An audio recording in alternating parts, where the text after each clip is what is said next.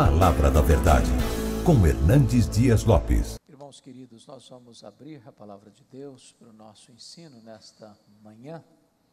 Eu convido você que abra sua Bíblia comigo então, no livro de Apocalipse, Apocalipse capítulo 2, versos de 8 a 11, Apocalipse 2, de 8 a 11.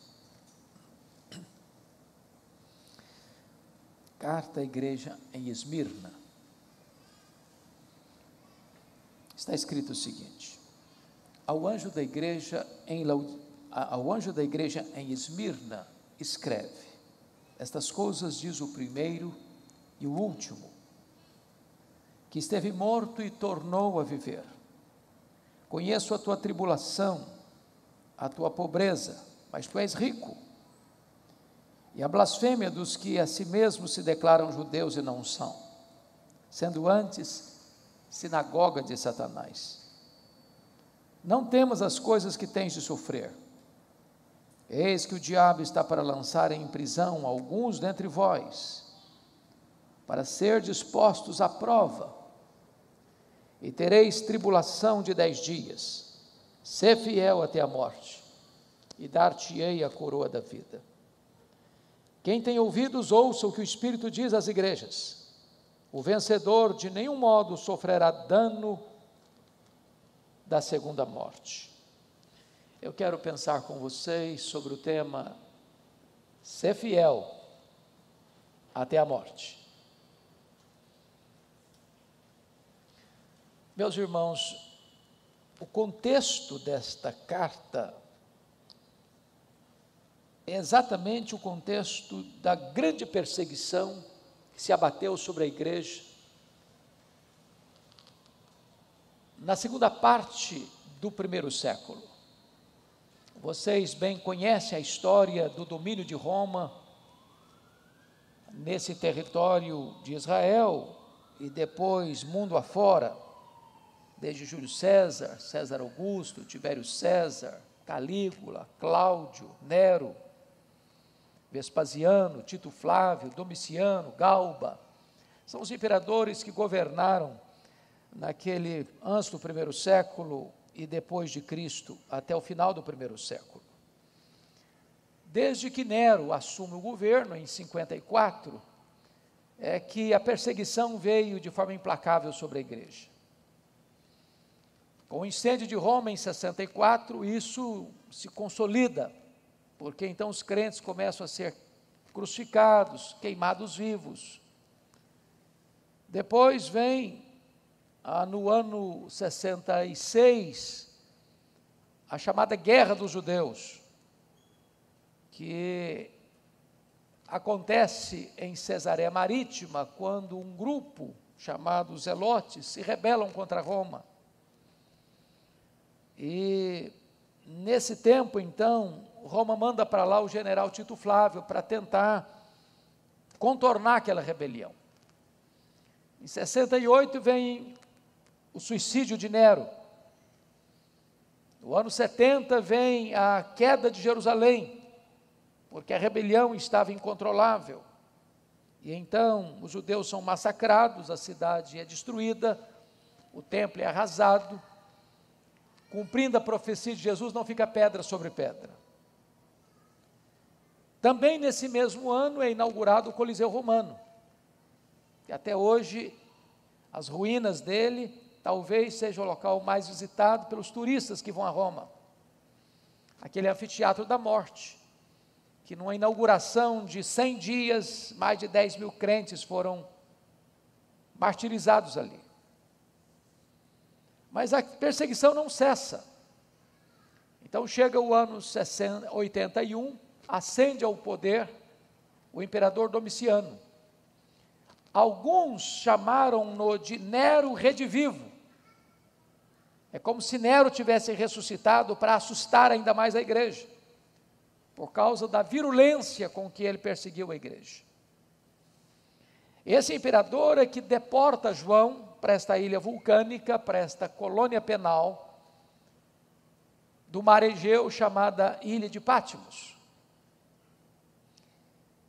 E é quando João está nessa ilha, já no final da sua vida, já no final do primeiro século, quando os outros apóstolos já estavam martirizados, todos os outros martirizados, é que João recebe esta revelação do livro de Apocalipse. E é glorioso entender que João vai ter uma visão nesta hora do Cristo poderoso, do Cristo vivo, do Cristo que venceu a morte, do Cristo que é eterno, do Cristo que é onipotente, irresistível. E João então recebe a ordem de escrever as 7 igrejas, as 7 igrejas da Ásia. E a segunda igreja mencionada é a igreja de Esmirna. A palavra Esmirna vem de mirra, e mirra era uma erva amarga, traduzindo, de certa forma, o que a igreja enfrentou, o que a igreja suportou, o sofrimento, a prisão, as difamações, o martírio. Esta igreja era pobre, esta igreja era sofredora, esta igreja era perseguida, esta igreja era caluniada, esta igreja era aprisionada, e esta igreja enfrenta a própria morte. É curioso que das 7 cidades, onde estavam as 7 igrejas, a única cidade que sobreviveu até os nossos dias é Esmirna.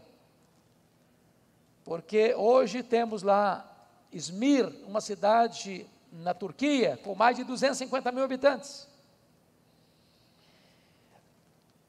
Por que Jesus usou as expressões que usou nesta carta? Eu queria lhes dar 4 coisas interessantes, 4 conexões interessantes. Primeiro, vemos uma igreja pobre numa cidade rica. Porque Jesus vai mencionar no verso 9, conheça a tua tribulação e a tua pobreza. Mas quando você vai olhar, na época, Esmirna era rival de Éfeso, a capital. Era a cidade mais bela da Ásia. Esmirna era considerada o ornamento, a coroa, a flor da Ásia. Era uma cidade altamente comercial, onde ficavam um dos principais portos da Ásia. E ali havia um monte, ponto mais alto, a acrópole da cidade, o Monte Pagos, que era coberto de templos e bordejado de casas formosas. Um lugar ornado de torres. Um local onde havia templos e santuários erguidos a Cibele, a Zeus, a Apolo, a Afrodite e a Esculápio. Era de fato a coroa da Ásia. Rica. Mas nessa cidade rica tem uma igreja pobre, curiosamente. E Jesus está dizendo para a igreja, eu conheço a tua pobreza. Segunda coisa que chama atenção, a título de introdução, é que é uma igreja que enfrenta a morte, numa cidade que havia morrido e ressuscitado. Essa cidade foi fundada, para vocês terem uma ideia, no ano 1000 a.C., tornando-se uma colônia grega.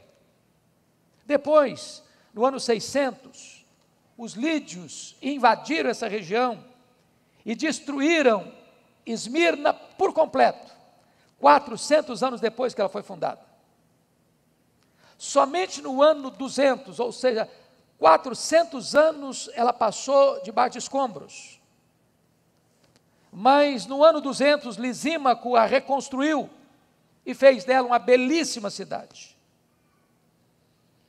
É curioso que quando Jesus disse para esta igreja, no verso 8, eu sou o primeiro e o último, que esteve morto e tornou a viver, os cidadãos dessa cidade entendiam a linguagem de Jesus. E por isso Jesus usou essa linguagem. Jesus aproveita a realidade histórica e geográfica dessa cidade para mostrar que se a igreja sabia o que era morrer e ressuscitar como cidade, ele, aquele que esteve morto, mas ressuscitou e está vivo, tem uma mensagem para esse povo. Terceiro link, importante de ser destacado. Era uma igreja fiel a Cristo, na cidade mais fiel a Roma. E é para esta cidade mais fiel a Roma que Jesus disse: "Sê fiel até a morte, e dar-te-ei a coroa da vida." De todas as cidades da Ásia, a cidade de Esmirna era mais fiel a Roma. Aliás, muito antes de Roma ser a senhora do mundo, Esmirna já era fiel a Roma. A ponto de Cícero dizer que Esmirna era a aliada mais antiga e fiel de Roma. No ano 195 depois de Cristo, Esmirna foi a primeira cidade do mundo a erigir um templo à deusa Roma. E é para esta cidade fiel a Roma é que Jesus faz um contraponto e diz: "Sê fiel até a morte, e dar-te-ei a coroa da vida." Ela sabia o que era a palavra fidelidade. Mas em quarto lugar, uma igreja vitoriosa na cidade dos Jogos Atléticos. Jesus disse: "Ao vencedor, o vencedor, de modo nenhum sofrerá o dano da segunda morte." A cidade de Esmirna hospedava uma das modalidades mais importantes dos Jogos Atléticos do primeiro século. Pessoas vinham, atletas vinham do mundo inteiro para essas modalidades esportivas e atléticas na cidade. E esses jogadores e esses atletas disputavam uma coroa de louros, perecível. E para esta cidade acostumada às Olimpíadas, aos Jogos, às premiações, às coroações, Jesus promete algo maior: "Sê fiel até a morte, e dar-te-ei a coroa da vida." Pois bem, amados irmãos, eu gostaria então de olhar com vocês alguns pontos aqui, como ser uma igreja fiel até a morte. Primeiro, precisamos ter uma visão desromantizada da vida. Hoje, muitas vezes, em muitos lugares, em muitos redutos, passa-se a ideia de que ser crente é viver blindado, viver numa estufa, viver num parque de diversões. Que se você é crente, você não pode sofrer os esbarros da vida, os reveses da vida, as vicissitudes da vida. E esta visão triunfalista, ela não tem amparo nas Escrituras. Em momento algum o Senhor nos prometeu de que não teríamos aflições aqui, angústias aqui, lutas aqui. E Jesus conforta esta igreja, conforme você pode observar comigo no verso 9, quando ele diz: "Eu conheço a tua tribulação." Eu conheço a tua tribulação. É uma igreja que está enfrentando a dor, a pressão, o rolo compressor. Há momentos, inclusive, irmãos, que o sofrimento é tal, e o próprio Jesus experimentou isso, e ele diz lá em Lucas 22, 53, quando foram prendê-lo, lá no Getsêmani, botaram a mão nele. E ele: "Sabe por que vocês estão me prendendo? Eu estive aí no meio de vocês tantas vezes, por que vocês não me prenderam? Por que vocês não me prenderam? Por que só agora?" E Jesus explica: "Esta, porém, é a vossa hora, a hora das trevas. A hora em que aquele que é o Criador do universo, o onipotente Deus, tinha as suas mãos presas, e não podia estendê-las e impô-las para curar os enfermos, para libertar os cativos. Era a hora das trevas. O próprio Jesus disse para Pilatos: "Tu tens poder sobre mim." Há um momento que parece que é a hora da dor, é a hora da tribulação, é a hora da angústia, é a hora do choro.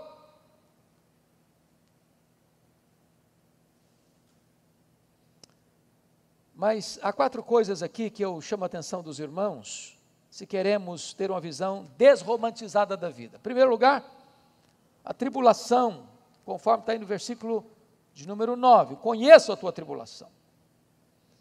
Esta palavra tribulação é uma pressão esmagadora. E essa tribulação estava vindo em virtude da perseguição. Para vocês terem uma ideia, os historiadores registram que desse monte, o Monte Pagos, em 2 ocasiões, pelo menos, na primeira delas, 1.200 crentes foram lançados de lá de cima, no precipício. Da segunda feita, 800 crentes foram lançados de uma só vez. Estavam morrendo por causa da sua fé. Acho que todos vocês que têm um pouquinho de noção de história da igreja, se lembram que foi nessa cidade que um discípulo de João, o apóstolo, chamado Policarpo, no dia 23 de fevereiro do ano 155, e talvez Policarpo estivesse na igreja, porque ele morreu, ele foi martirizado aos 86 anos de idade.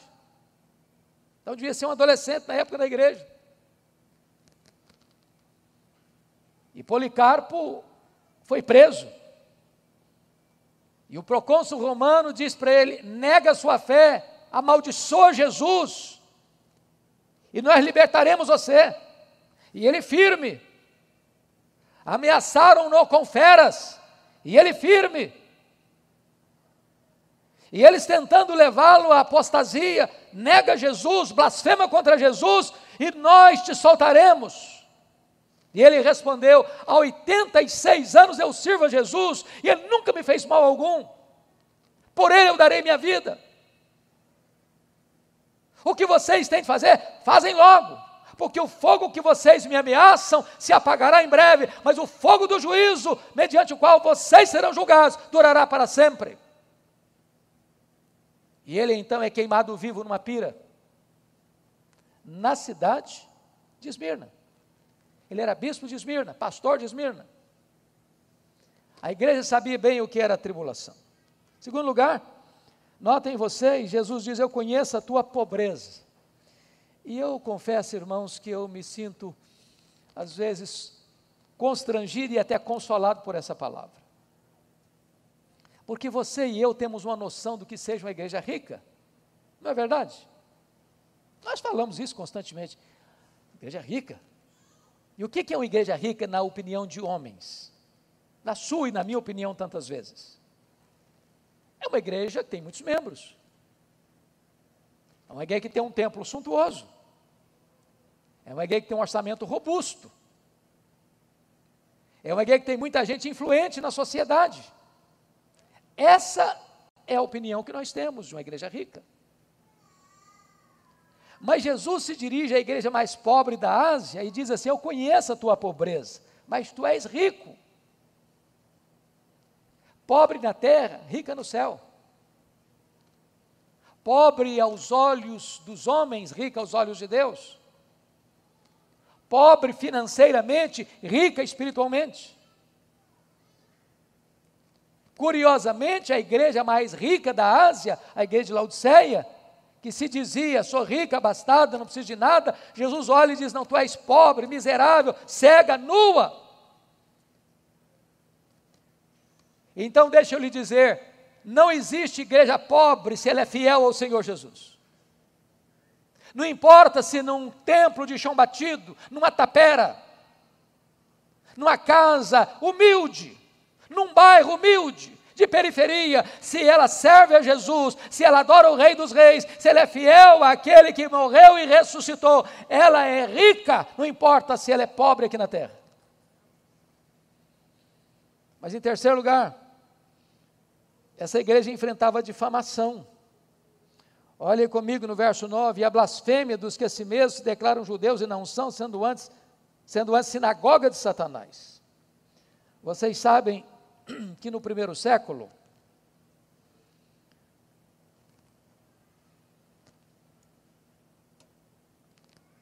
via de regra até o ano 64, a perseguição à igreja era não era da parte do Império Romano, das autoridades romanas. A perseguição vinha dos judeus. Paulo enfrenta isso em todas as suas viagens missionárias. Foi perseguido em Antioquia da Pisídia, foi perseguido em Icônio, foi apedrejado em Listra, né? Ele foi perseguido em Filipos, em Tessalônica, em Bereia. Ele foi chamado de impostor em Corinto, ele enfrentou feras em Éfeso. Você faz uma leitura, foi preso em Jerusalém, até mesmo quando estava preso em Roma, na primeira prisão, quem estava atormentando a vida dele eram os judeus. E aqui havia em Esmirna uma comunidade de judeus acusando os crentes de Esmirna, difamando os crentes de Esmirna. E havia algumas acusações que grudaram nos crentes. Primeiro, chamaram-nos de canibais, porque eles comiam o pão e bebiam vinho, corpo e sangue do Senhor, interpretando isso de forma literal. E é claro que Jesus não estava falando de forma literal. O pão é um símbolo, o vinho é um símbolo. Nós não acreditamos em transubstanciação. Nós não acreditamos que o pão vira corpo de Cristo e nem que o vinho vira sangue de Jesus. São símbolos. Eles eram acusados de imorais por causa da festa do amor antes da Santa Ceia. Eles eram acusados até de ateísmo, por não se dobrarem às imagens dos vários deuses. Eles eram acusados de desleais e revolucionários, por não se dobrarem diante de César. E Jesus vai dizer nessa carta, melhor dizendo, que eles estavam enfrentando blasfêmia dos que a si mesmos se declararam judeus, e a blasfêmia dos que a si mesmos se declaram judeus e não são, sendo antes sinagoga de Satanás, acusando a igreja, perturbando a igreja. Mas em quarto lugar, irmãos, eles enfrentaram prisões. Olha comigo aí, no versículo 10, não temas as coisas que têm de sofrer. Eis que o diabo está para lançar em prisão alguns dentre vós, para ser expostos à prova.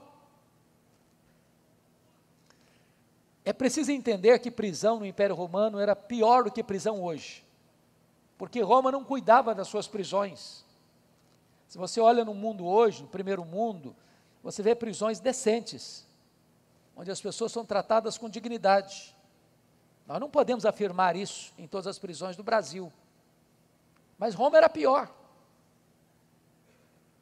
As prisões lá eram imundas, os prisioneiros eram castigados com escassez de pão, que via de regra saíam leprosos dessas prisões. E o Senhor está dizendo que o diabo se une a homens, e homens se unem ao diabo para atacar a igreja, para oprimir a igreja, para botar crentes atrás das grades. Em outras palavras, a igreja de Esmirna estava vivendo um tempo amargo, como a palavra mirra é amarga, que deu origem ao nome da cidade. Mas o texto está claro, no verso 10, que aquelas prisões eram para colocar os crentes à prova. Então preste atenção nisso. O diabo tenta, Deus prova. A provação de Deus pode ser até a tentação do diabo. Se o diabo quer tirar o pior de você e levar você à apostasia, na prova de Deus, Deus purifica você, fortalece você, torna você aprovado.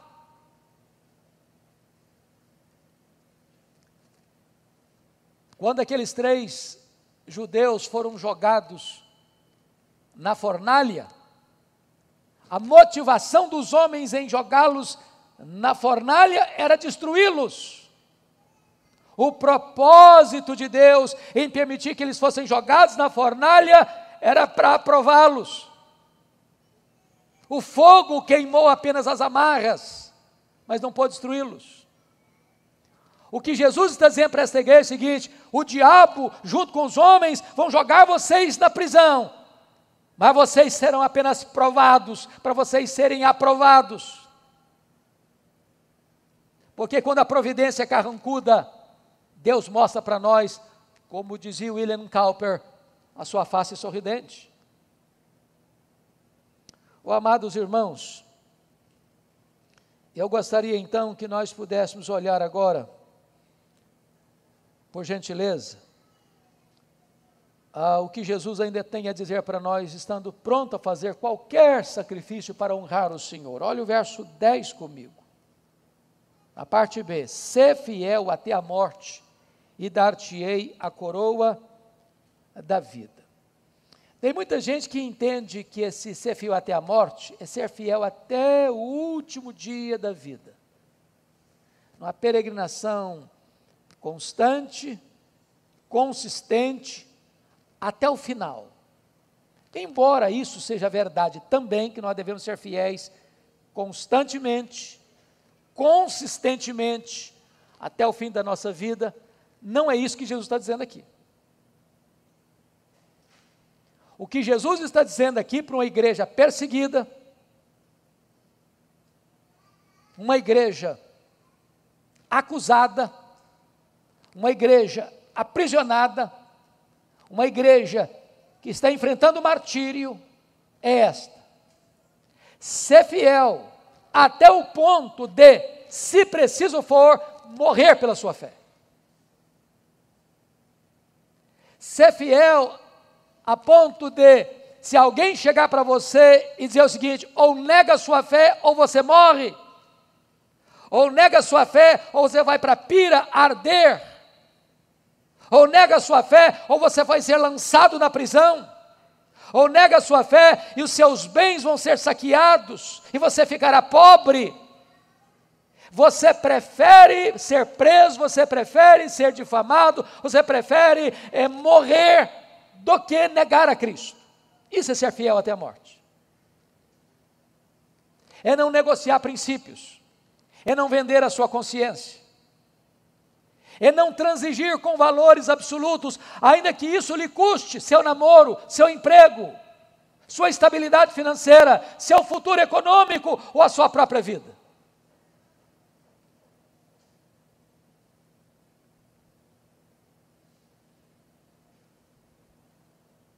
Agora, deixe-me concluir, trazendo para você uma palavra de consolo, porque o que nos importa é o que Jesus está dizendo assim no verso 9: eu conheço a tua tribulação e a tua pobreza.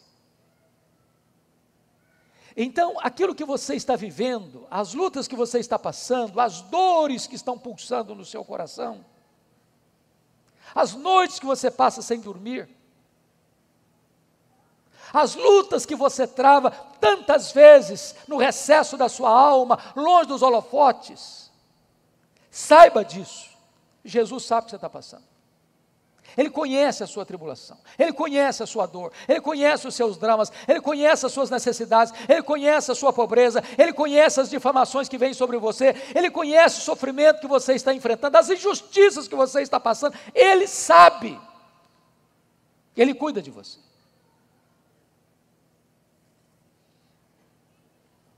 Por isso o Senhor traz uma palavra para aquela igreja, no verso 10, não temas, não tenha medo, não temas as coisas que tens de sofrer.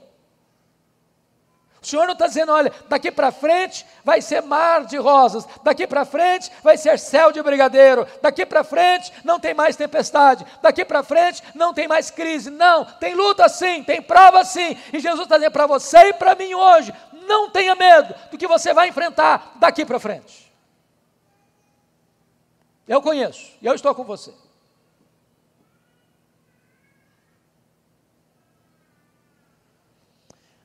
Sabe o que Jesus está querendo dizer com isso?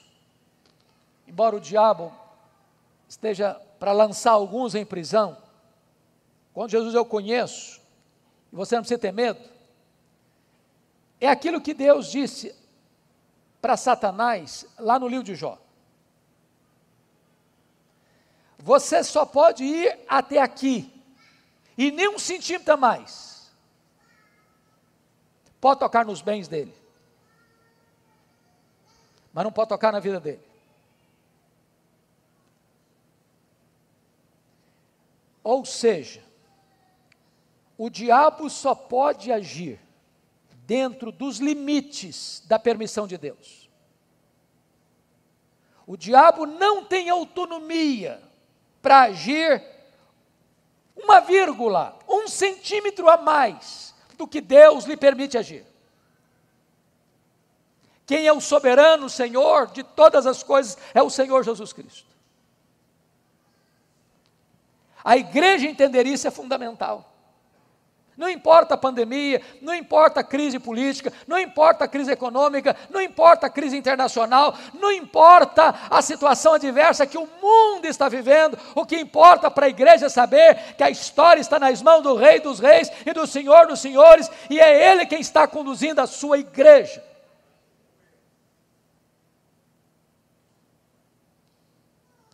Então, veja você, que ele se apresenta à igreja, primeiramente como Deus eterno.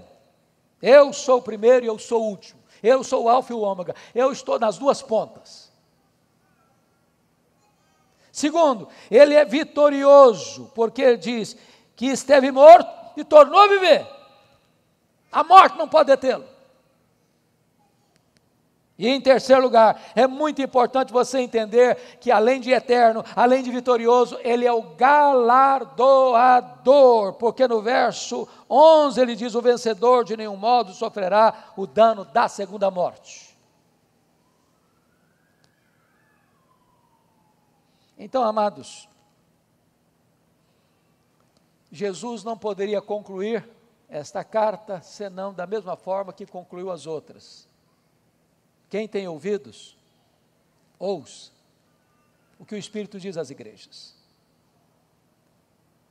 Se você morrer pela sua fé, você não precisa ficar com medo, porque você é vencedor. E o vencedor não sofre o dano da segunda morte, que é a condenação eterna. Os homens podem matar o nosso corpo, mas não podem matar a nossa alma. O crente, vivendo, é vitorioso, morrendo é mais vitorioso ainda. Bendito seja Deus, que Ele nos abençoe. Amém.